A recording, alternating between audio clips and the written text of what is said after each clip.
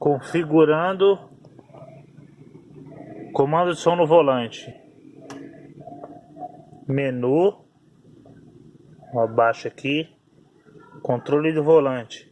No caso aqui é i30, aqui ó, sem adaptador, modelo coreano.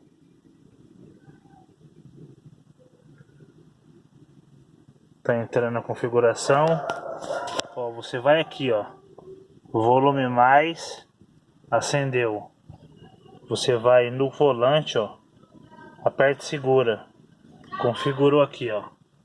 Aí você faz a mesma coisa, menos, volume menos, aperta no volante, segura, ó, acendeu em azul ó. Mesma coisa, música para frente, aperta e segura, música para trás, aperta e segura.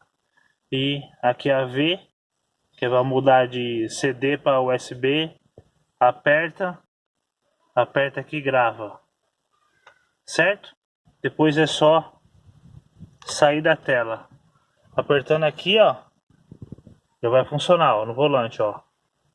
Ó, volume mais, volume menos, certo? Finalizado.